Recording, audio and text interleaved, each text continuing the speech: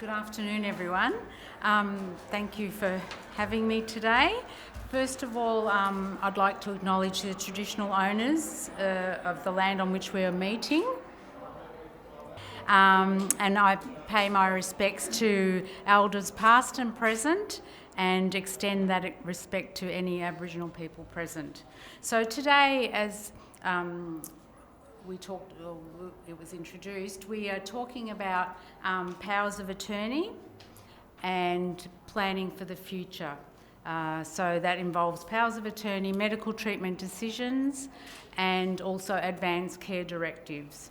So, and it's important that you, while you have capacity, are able to plan and nominate who you want to make decisions for you in the future if you're not able to make those decisions anymore. Okay? So, and by doing them, you're assisting your family or loved ones to take over should something happen to you without having to go to VCAT. Okay, VCAT's a Victorian Civil and Administrative Tribunal, and if someone loses decision-making capacity and hasn't done powers of attorney, can't have their finances managed, or are unable to make decisions about where they live or medical decisions, often there is a VCAT process. Okay, so you can ask me questions as I'm going, whichever, or I'll stay back at the end of the session, and we also have a table in the Expo. Okay, so the important thing I think when we're talking about powers of attorney is to indicate that they can be done by anyone over the age of 18 who has decision-making capacity. So, and decision-making capacity is always presumed unless there's medical evidence to the contrary. It can be for some matters. So I might have an accident or develop an illness where I lose some cognitive ability and I'm no longer able to make financial decisions. I need assistance, or I cannot make them and I need someone to take over that role for me.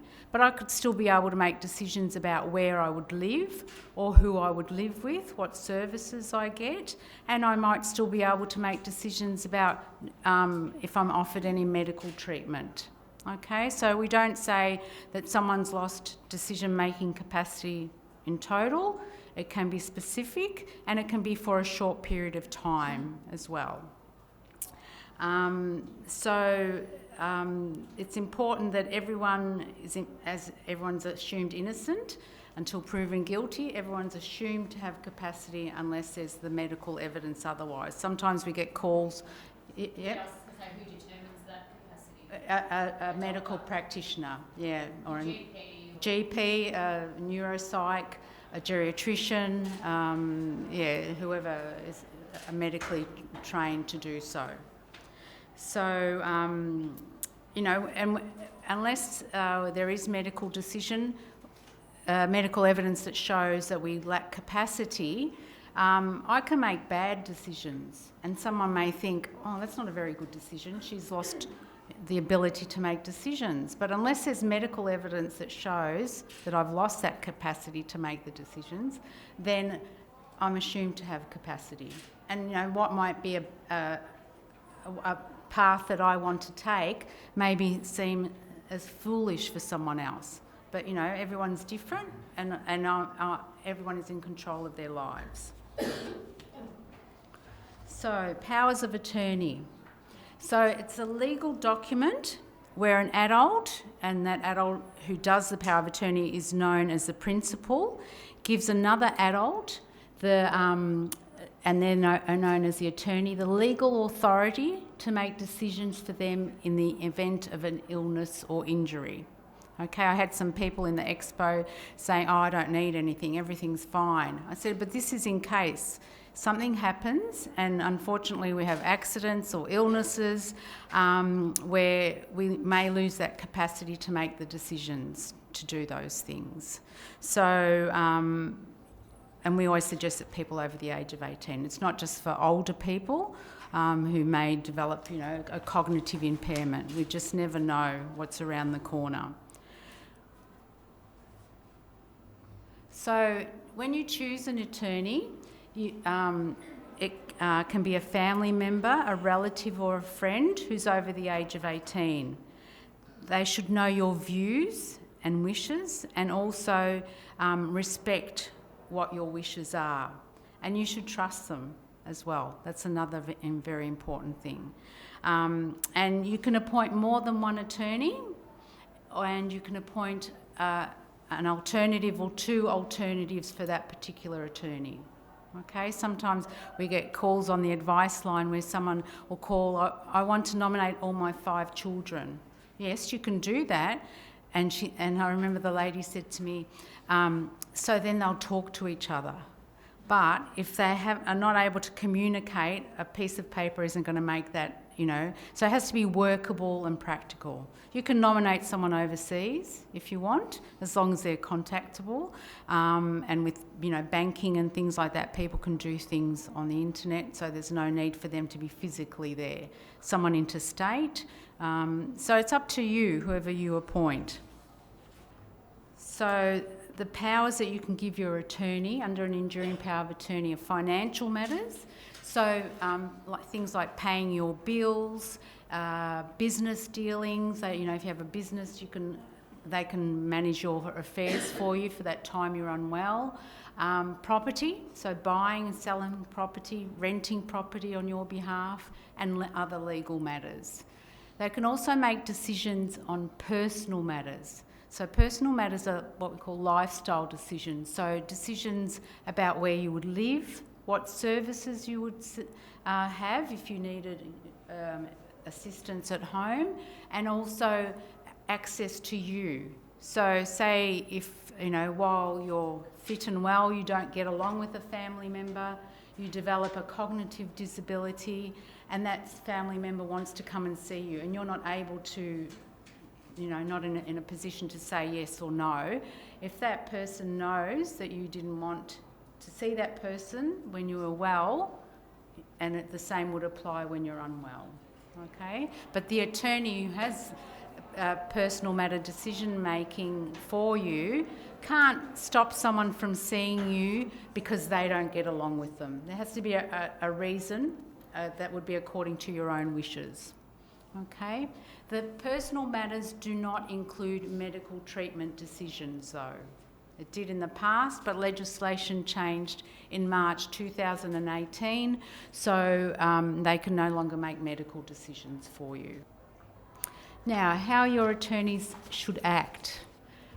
So I want to say that you can nominate when you do a power of attorney when it starts. It can start immediately, and if you need assistance, say you've broken your leg, you have a physical disability and you can't get to the bank, or maybe you have a speech impairment and you want someone to deal with Telstra or another provider on the phone. So they have the authority to do that, to support you in communicating with other organisations and carrying out things that you want carried out, like going to the bank and withdrawing money. But while you have capacity, you still make the decisions, okay? Or you can get it to start when you lose capacity. So you go along your merry way. If something should happen, then they would need to get medical evidence that shows that you can no longer make those decisions, okay? And then they become your substitute decision maker, but they should always encourage you to participate in the decision, and also, as practical as possible, give effect to what your wishes would be. And their role should always be to promote your personal and social well-being.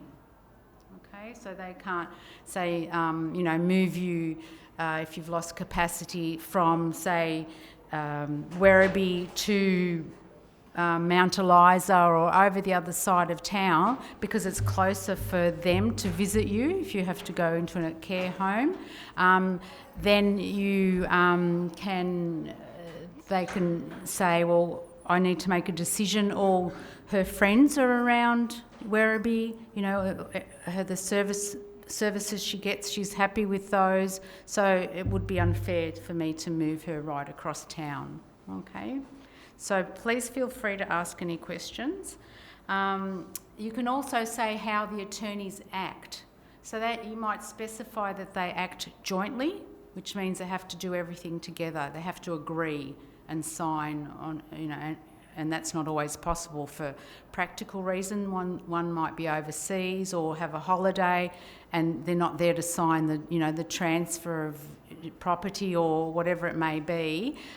So then you can say to them, I want you to act jointly and severally. So that means they make some decisions together, and other times they you can specify through the special instructions that they need to act jointly for certain matters. Yeah. Can you withdraw the power of attorney at any time? Yes. While you have capacity, you can revoke it. You can either by doing a new one. It automatically revokes the old one unless you specify that you may want the person for financial matters to continue. But we always suggest that if they're going to do a new one, to do a new one. Otherwise, there's papers flying around everywhere. So, if they don't want anyone else to do anything at this time, they can just fill out a revocation form. Yeah, and that needs to be signed off like the power of attorney with 2 witnesses, and one needs to be what we call an authorised witness, and I'll go into that, okay? Which is next. So is there any questions up to that point? No? So the witness requirements are you need 2 witnesses. One needs to be what we call an authorised witness. Now that can be a medical practitioner or someone who can take an affidavit. That can be a GP, can be a lawyer, but they will charge. It can be a police officer, sergeant or above, and there's a whole list on our website as to who can take an affidavit. Okay, it can't be the chemist.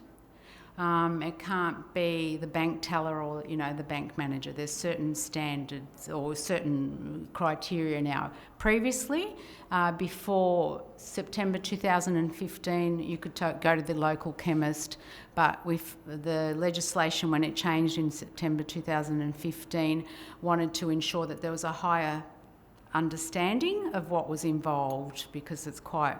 if someone is appointed wrongly or someone doesn't have the capacity to appoint someone, there could be consequences.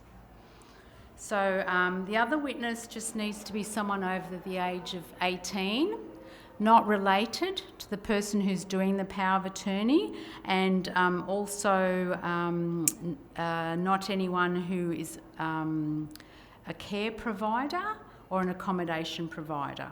So say you lived in a care home, it couldn't be, say, the manager, because there would be a conflict of interest. Or if someone was a service provider to you, they couldn't be appointed your attorney because, again, there might be a conflict of interest. If it's, say, I have a carer that, is a family member or a friend, and that even though they may get a carer's allowance, they would be able to be an attorney for me, as long as they're not in paid employment to care for me or to provide accommodation to me.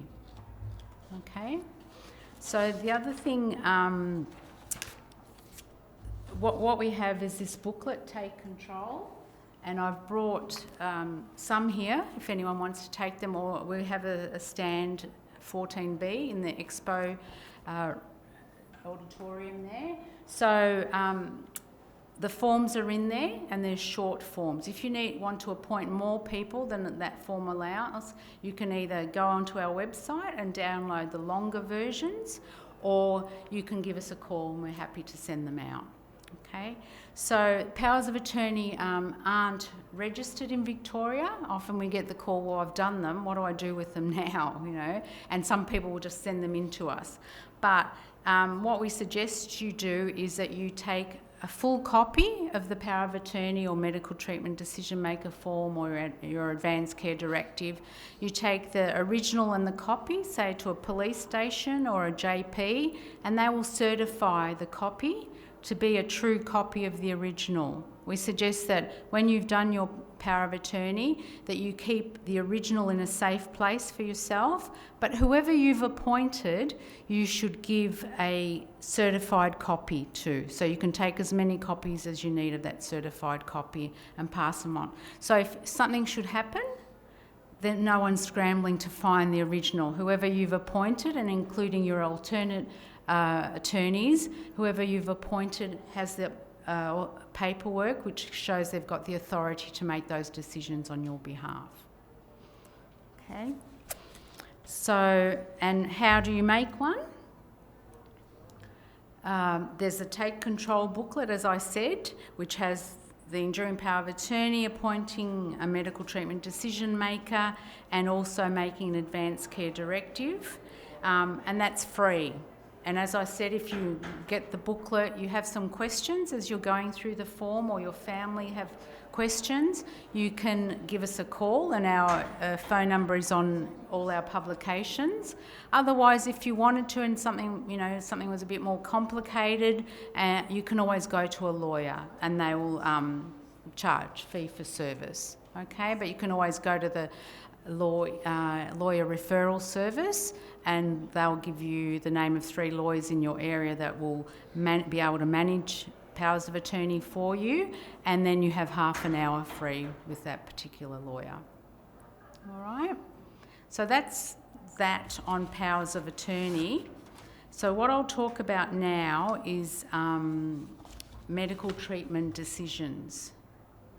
So previously there was also an enduring power of attorney medical, okay?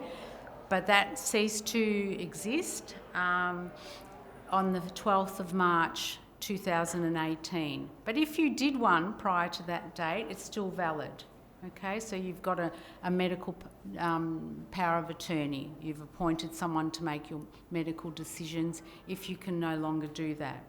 So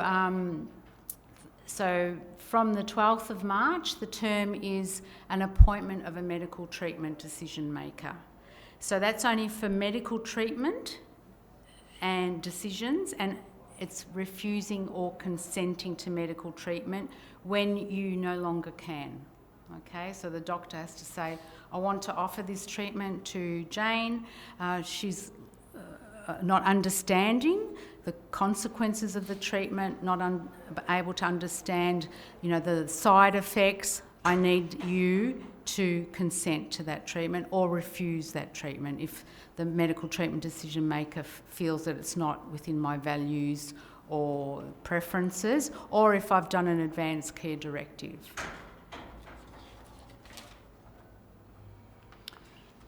So the medical treatment decision maker only makes medical decisions when you are unable to, and you can appoint more than one.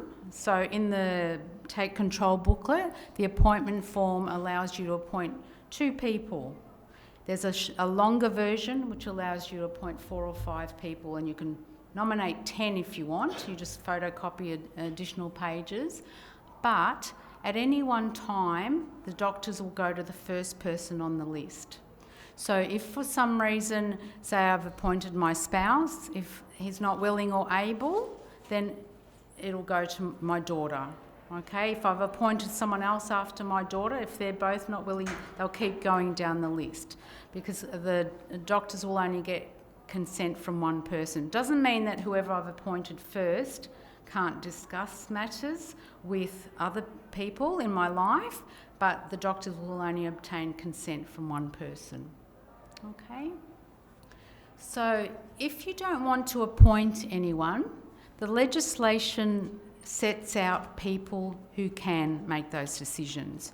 So if we always suggest that if you're happy with the hierarchy of people, that you don't have to do an appointment of a medical treatment decision maker form. Okay? So, and the list starts with your spouse or domestic partner, a primary carer, but as I said earlier, not a paid service provider. So you may have, say you've got 3 or 4 children, maybe the youngest one is the one who takes you to the doctors, does most of the supports for you. They would be regarded as a primary carer. If you don't have any of the first two, then it'll go to your adult child. When there's more than one child, it'll always go to the oldest first. If the oldest isn't willing or able, they'll go down the hierarchy. If you have a parent and you don't have any of the 3 above that, then your parent would be the one who could consent. And whether you have 2 parents, again, it would be the oldest parent. Okay? If you don't have any children, spouse, any of those above, then it'll be an adult sibling. And again, if you've got 3 or 4 siblings, they would go to the oldest first. So say I'm not happy with, my spouse making those decisions, or I feel it would be too much pressure for him or something, I can nominate someone else. I could nominate my sister if I wanted to. But if I'm not happy with that hierarchy, I have to complete an appointment of a medical treatment decision maker form. If I don't, then that's the order that the doctors will follow. Okay, any questions? Yeah? If there's none of those available, Okay. Okay, if there's none of those available and you haven't completed a medical treatment decision maker form and you're not able to consent yourself, then there is a provision for the doctor to complete what we call a Section 63, and then they submit it to our office.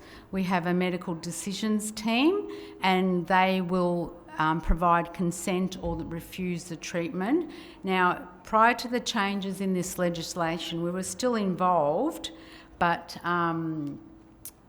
it was more of a check to make sure that the doctors had made sure there was no one else who could make it. It was more like an administrative, yes, they've checked everything so you can go ahead with the treatment. Now, under the Medical Treatment Planning and Decisions Act, the public advocate can make decisions for someone who doesn't have anyone. So that can be the case, people living in supported accommodation, and they may not have had family contact for many years. The other thing with that hierarchy is that they need to be in a close and continuing relationship with you, those people. So, if you've got a brother that you haven't seen for years and who doesn't want any, or, you've had no interaction, you don't like him, and they don't visit you or anything like that, then the doctor can determine that isn't an appropriate medical treatment decision maker, and then might have to go down the path of a Section 63.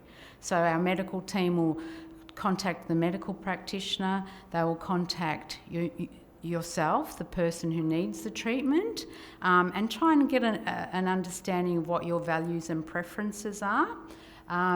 If they can't, then they'll make a decision based on promoting your personal and social well-being, okay? So, and they may talk to your accommodation provider, they may talk to your friends. I've heard our medical decisions team talking to, so-and-so's a friend of yours, the doctors are, thinking of doing this. How do you think that person would feel about it? Just to get an overall picture, okay? And if, talking to the person, talking to people around them, it's ascertained that the person wouldn't want that treatment, then we may refuse the treatment as well, okay? So it's quite a involved process. So, this is what we're talking about now. The public advocate can be the medical treatment decision maker if there's they don't have the capacity. And again, we've had calls where, a dentist is wanting to remove a tooth. The person's in pain and they've said, yes, I want the tooth out. So even though they might have a disability, they're still able to indicate, yes, I want that tooth out. They understand their mouth's going to go numb. The dentist has explained it all. So then the dentist can take consent from that person. And they only need to obtain consent if it's regarded as a significant treatment and it's not emergency treatment. So significant treatment, and there's a really good flow chart and it's also outlined in our Take Control book, is where there's bodily intrusion, where it may cause significant distress to the person. So maybe a tooth extraction for Bob may not be significant for him. He's had a lot of teeth out, he's quite comfortable. But for me, who hates dentists and needles, it might become significant for me, and it might cause me a lot of distress. So that's the call of the medical practitioner who's offering the treatment. Okay. So, and if a person hasn't done an Advance Care Directive, then we would go down this path. But if someone has done an Advance Care Directive, the decision and the treatment that's being offered is mentioned on their Advance Care Directive. The decision is taken away from the medical treatment decision maker. Okay, the person has done an Advance Care Directive, which has an instructional part, which is legally binding, and doctors are bound by that. Okay. So, when we talk about advanced care planning, it's a way of expressing your rights to map out what you want for the future when you can't make those decisions. Okay, so you're making and communicating medical decisions for yourself while you can do that.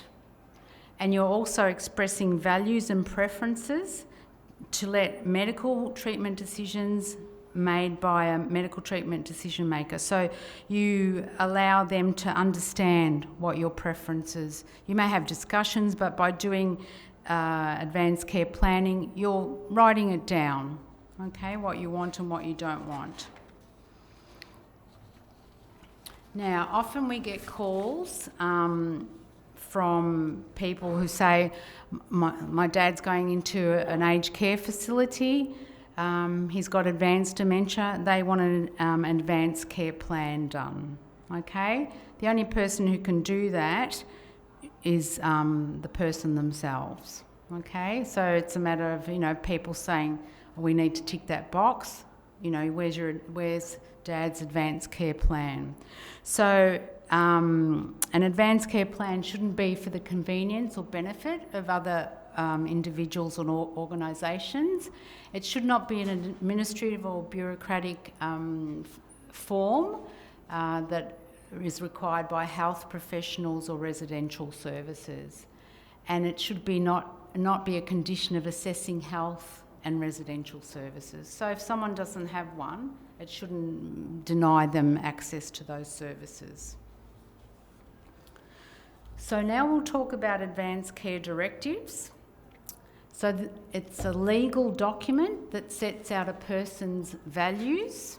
So they're their preferences and values. So that may be, I've got a preference that if I become really unwell, I would prefer to pass away at home. Or it may be that, as I talked about earlier, I don't like Bob. So if Bob comes to see me when I'm towards the end, I don't want him there. So you can, it may be things about what music you want playing or what you would like. And then there's the instructional directive.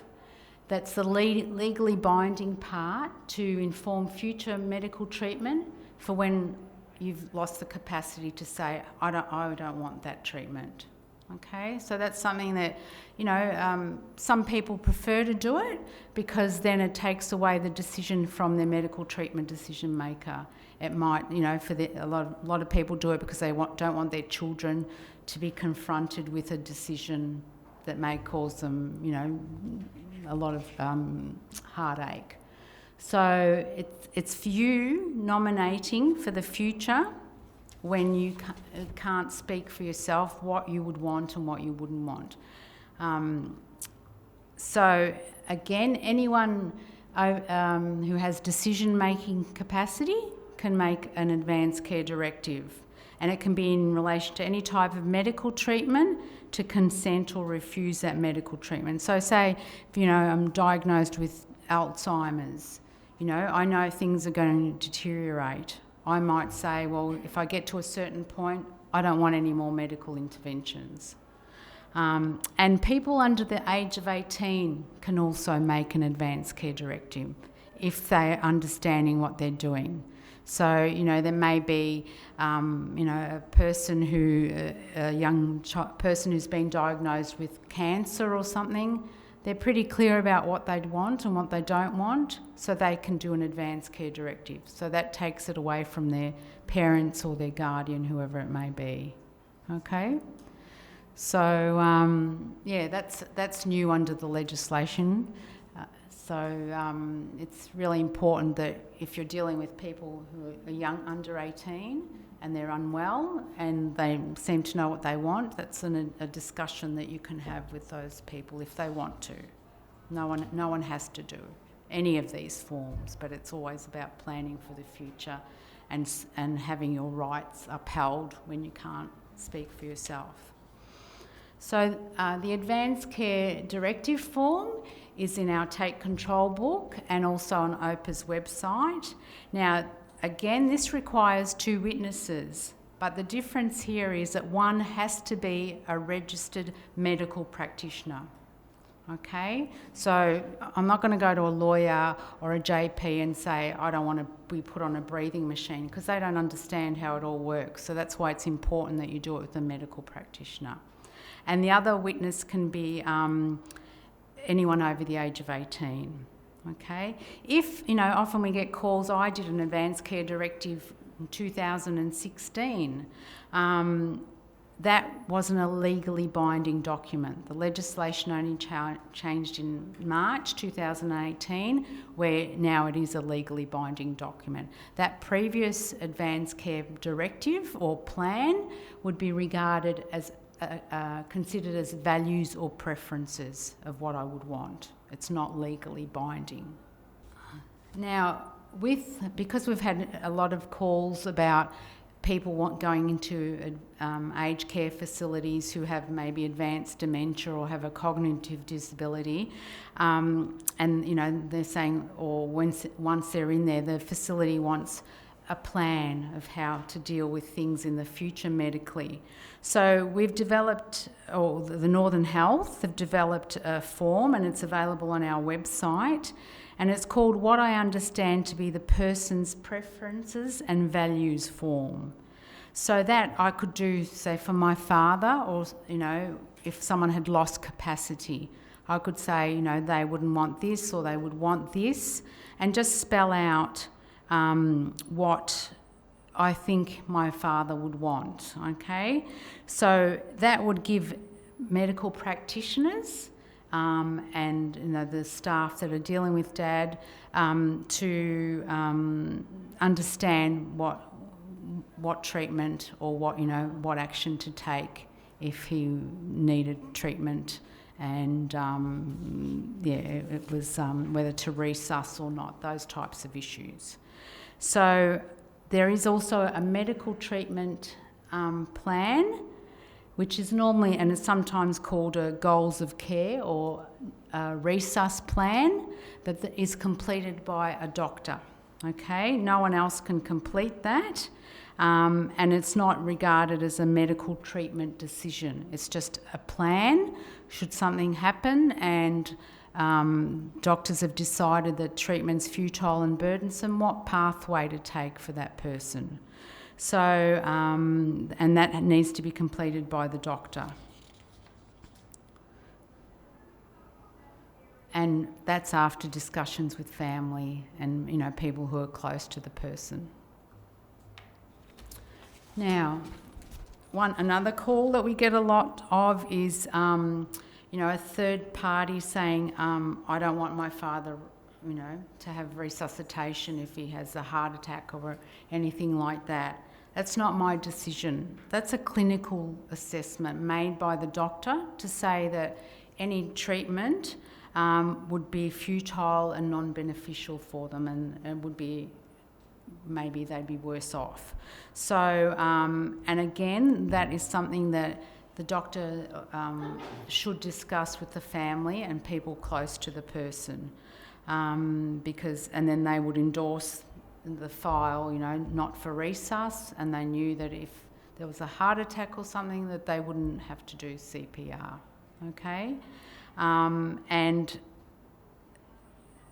again, family members should not be pressured to complete these forms, because they if they don't know and they're guided by the medical practitioner, then, you know, the medical practitioner made that decision.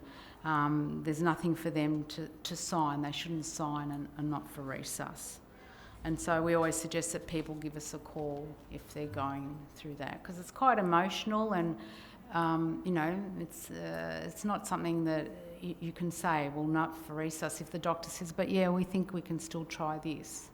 And then if you're a medical treatment decision maker and you say, well, I don't think Dad would have wanted that, then that's a discussion that you have with a doctor, and it's worked through for each individual. Okay, so is there any questions on that? So you can obtain more information from our website, and it's clearly under, you know, planning for the future or medical decisions.